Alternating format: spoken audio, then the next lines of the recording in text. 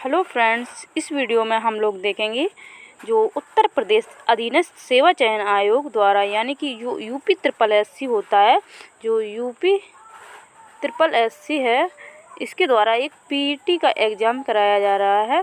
तो इस एग्ज़ाम का सिलेबस क्या है, कितने नंबर की इसमें माइनस मार्किंग होगी और कितने प्रश्न आएंगे, कितने अवधि का मतलब जो उसका ड्यूरेशन क्या होगा एग्ज़ाम का, कितने टाइम होगा एग्ज़ाम, और तो इन सब चीज़ों को देखेंगे।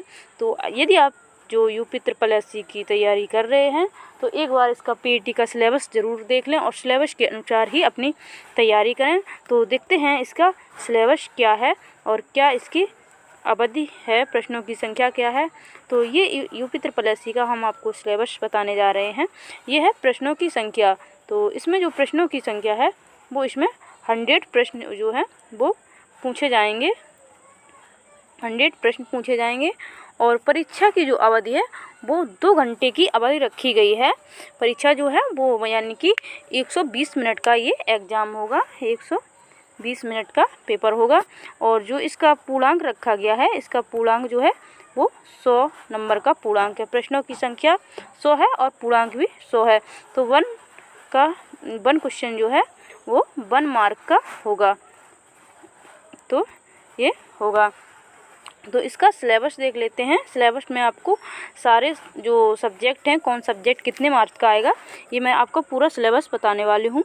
तो इसका जो ये विषय दिए हुए हैं और इसके अंक भी यहाँ पर बता दिए गए हैं, कितने नंबर का जो है कौन सा सिलेबस से कितने नंबर के क्वेश्चंस पूछे जाएंगे।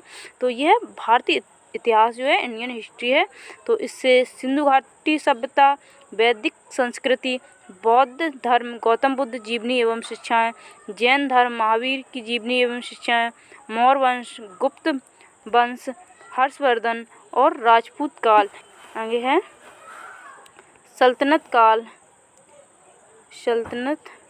काल के बारे में है। मौर्य साम्राज्य है, मराठा है, ब्रिटिश राज का अभ्युदय एवं प्रथम स्वतंत्रता संग्राम, ब्रिटिश राज का सामाजिक आर्थिक प्रभाव। तो ये जो सभी है, इतने टॉपिक्स जो है ये 5 मार्क्स का जो है 5 नंबर का इससे पूछा जाएगा। आगे है भारतीय राष्ट्रीय आंदोलन। तो भारतीय राष्ट्रीय आंदोलन से जो है ये स्वाधीनता आंदोलन के प्रारंभिक वर्ष, स्वदेशी तथा सविनय अवज्ञा आंदोलन, महात्मा गांधी तथा अन्य नेताओं की इसमें भूमिका, और क्रांतिकारी आंदोलन तथा उग्र राष्ट्रवाद का उदय, विधायी संशोधन तथा ब्रिटिश इंडिया एक्ट 1935, भारत छोड़ो आंदोलन, आज़ाद हिंद फौज तथा नेता सुभाष चंद्र जी बोस। तो इससे जो है ये 5 नंबर्स का इससे भारतीय राष्ट्रीय आंदोलन से पूछा जाएगा और 5 नंबर जो है इंडियन हिस्ट्री के हो गए हैं। आगे देखते हैं, नेक्स्ट है जियोग्राफी। तो देख लेते हैं जियोग्राफी से जो है भारत एवं विश्व का भौतिक भूगोल आएगा, नदियाँ तथा नदियों की घाटी, भूजल संसाधन, पर्वत, पहाड़ियाँ तथा हिमनद, मरुस्थल और शुष्क क्षेत्र, वन, खनिज संसाधन। विशेषकर भारत से जो खनिज संसाधन है, ज़्यादातर क्वेश्चन जो हैं वो भारत यानी कि इंडिया के ही लिए जाएंगे। भारत एवं विश्व का राजनैतिक भूगोल, जलवायु तथा मौसम और टाइम जोन, जनसांख्यिकी परिवर्तन तथा प्रवास। इन सभी से जो है कुल मिला के ये 5 नंबर का ये पूछा जाएगा भूगोल से। आगे देख लेते हैं भारतीय अर्थव्यवस्था। तो भारतीय अर्थव्यवस्था से जो है इससे भी क्वेश्चन आएंगे। भारतीय अर्थव्यवस्था 1947 से 1991 तक, योजना आयोग तथा पंचवर्षीय योजनाएं, मिश्रित अर्थव्यवस्था का विकास, निजी एवं सार्वजनिक क्षेत्र, हरित क्रांति, दुग्ध विकास तथा ऑपरेशन फ्लड, बैंकों का राष्ट्रीयकरण तथा सुधार, वर्ष 1991 में आर्थिक सुधार तथा उसके बाद की अर्थव्यवस्था, वर्ष 2014 के पश्चात के आर्थिक सुधार, कृषि सुधार, ढांचागत सुधार, धर्म सुधार। तो इन सभी से कुल मिलाकर जो है वो 5 नंबर के क्वेश्चंस जो हैं वो अर्थव्यवस्था से पूछे जाएंगे। आगे देख लेते हैं, आगे है ये आर्थिक सुधार, जीएसटी, ये और उसी में ऐड है आर्थिक अर्थव्यवस्था से। तो आगे देख लेते हैं भारतीय संविधान एवं लोक प्रशासन। तो भारतीय संविधान एवं लोक प्रशासन से जो है भारतीय संविधान भारतीय संविधान की मुख्य विशेषताएं, राज्य के नीति निर्देशक तत्व यानी कि सिद्धांत, राज्य के नीति निर्देशक सिद्धांत हैं ये। मौलिक अधिकार एवं कर्तव्य, संसदीय प्रणाली, संघीय प्रणाली, संघ एवं केंद्र शासित प्रदेश, केंद्र राज्य संबंध, न्यायिक ढांचा, सर्वोच्च न्यायालय, उच्च न्यायालय और जिला प्रशासन, स्थानीय निकाय तथा पंचायती राज संस्थाएं जो हैं, इससे भी कुल मिलाकर जो है 5 नंबर के क्वेश्चंस आएंगे। आगे देखते हैं सामान्य विज्ञान। सामान्य विज्ञान में ये तीनों विज्ञान हैं, प्रारंभिक भौतिक विज्ञान, प्रारंभिक रसायन विज्ञान और प्रारंभिक जीव विज्ञान, इनसे मिलाकर कुल 5 नंबर के हैं जो क्वेश्चंस इससे आएंगे। आगे देखते हैं प्रारंभिक गणित जो है, ये पूर्ण संख्या, भिन्न तथा दशमलव, प्रतिशतता, साधारण अंकगणितीय समीकरण, वर्ग एवं वर्गमूल, घातांक एवं घातांक, घात, औसत, इससे मिलाकर जो है ये भी 5 नंबर के क्वेश्चंस इससे आएंगे।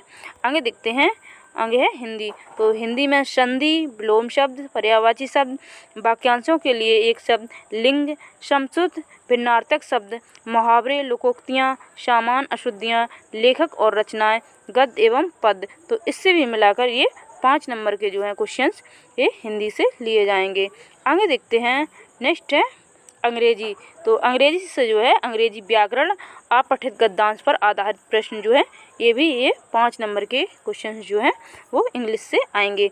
आगे देखते हैं तर्क एवं तर्क शक्ति, यानी कि जो ये रीजनिंग के क्वेश्चन है, तो इसमें वृहत एवं लघु, क्रम एवं रैंकिंग, संबंध, समूह से भिन्न को अलग करना, कैलेंडर एवं घड़ी, कारण और प्रभाव, कोडिंग डिकोडिंग, इसको भी समाहित किया गया है। संख्या तथा अक्षर पर आधारित जो है कोडिंग डिकोडिंग होती है वो आएगी।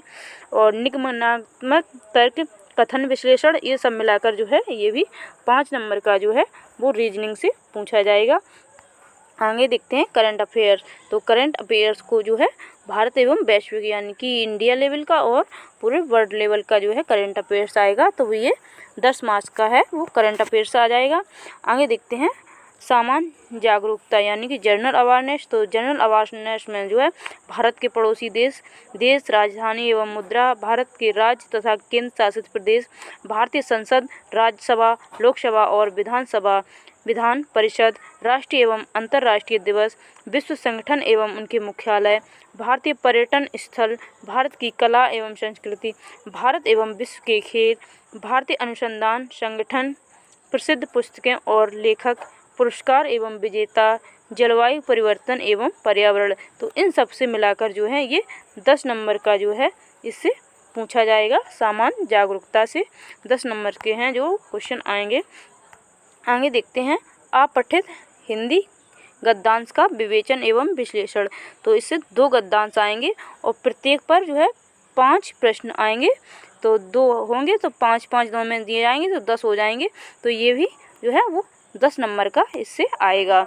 आगे देखते हैं, आगे नेक्स्ट है ग्राफ की व्याख्या एवं विश्लेषण। तो ग्राफ की जो व्याख्या एवं विश्लेषण है वो इससे भी है, 2 ग्राफ आएंगे। तो प्रत्येक पर ग्राफ पर जो है 5 प्रश्न दिए जाएंगे, एक ग्राफ पर, तो 10 प्रश्न हो जाएंगे। तो ये भी जो है वो 10 नंबर का पूछा जाएगा। आगे देखते हैं तालिका की व्याख्या एवं विश्लेषण। तो इसमें भी जो है वो 2 तालिकाएं दी जाएंगी और प्रत्येक तालिका पर 5 प्रश्न आएंगे, यानी कि दोनों तालिका पर जो है वो 10 प्रश्न हो जाएंगे। तो ये भी हो जाएंगे आपके 10 नंबर के, इससे आ जाएंगे। तो ये कुल मिलाकर आपके जो हैं वो 100 नंबर का ये पेपर आएगा। तो आगे देख लेते हैं, आगे इसमें क्या दिया गया है।